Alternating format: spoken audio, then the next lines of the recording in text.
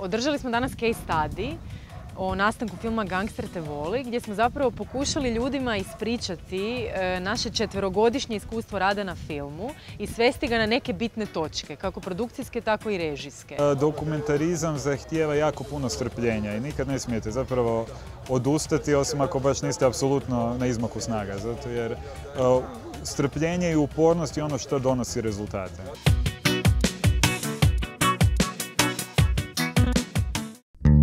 Danas se na LFF-u održala radionica koja je, koliko ja znam, jedinstvena radionica kakva ne postoji niti na jednom drugom festivalu, a to je da selektor Oliver Sertić odabere 1 ili 2 dokumentarna filma koji nisu prošli selekciju i nisu ušli u program i u konkurenciju LFF-a, ali su bili jako blizu, ajmo reći prvi ispod crte. Ja mislim da je prvo film bez publike vrlo jedan tužan film, a drugo za svakog autora je zapravo strašno dragocjeno vidjeti i čuti kako nekakvi ljudi koji ga ne poznaju i koji ne znaju ništa o njegovom filmu, kako reagiraju na njegovo djelo. Svrha ove radionice je da napravi autora od amatera. Otvorila je neke nove vidike i malo nivelirala cijeli taj moj sljedeći film.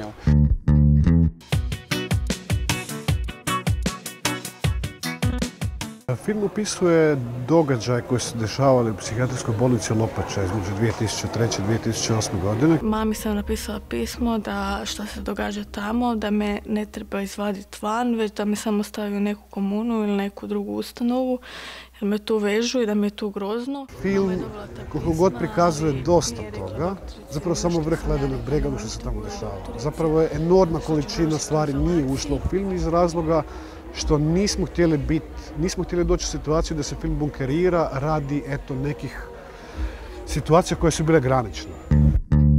Film koji ćete vidjeti prati živote 5 prijateljica koje se sve identificiraju kao lezbijke i prati njihove neuspjele ljubavne veze tijekom 7 godina.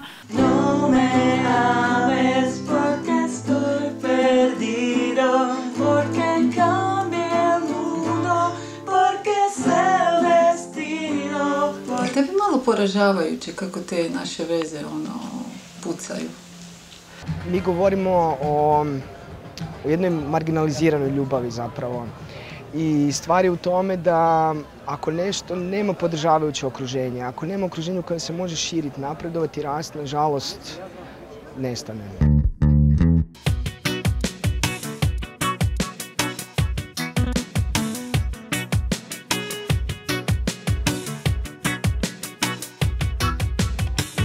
Užasno mi je drago da možemo pozdraviti Sunčicu Anu Veldić i Martina Semenčića sa psom, koji će vam predstaviti svoj sljedeći film Haks Flaks. I ono što je važno reći, ovo je svjetska premijera filma. I onda izvučemo kateter vani.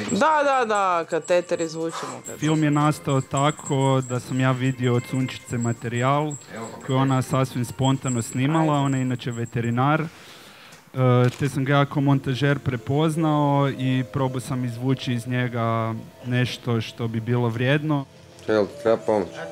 Sam bih htjela istaknuti da su tu važni protagonisti psi. Ajkica je jedna sporedna ovako uloga, ali evo, ona je tu sad s nama.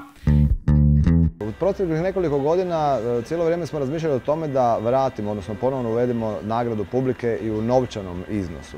Tako da smo ove godine odlučili malo testirati sami sebe, ali i našu vjernu dugogodišnju publiku na način da uz skulpture koje dodjeljujemo kao nagradu, inače rad Saše Jantoleka, autoru koji dobije nagradu publike uručimo i novčani iznos. U tom kontekstu smo pokrenuli malu kampanju u kojoj potičemo publiku da donira i zapravo na taj način da izgradimo fond koji će biti uručen autoru ili producentu, a kome znati ćemo u subotu navečer.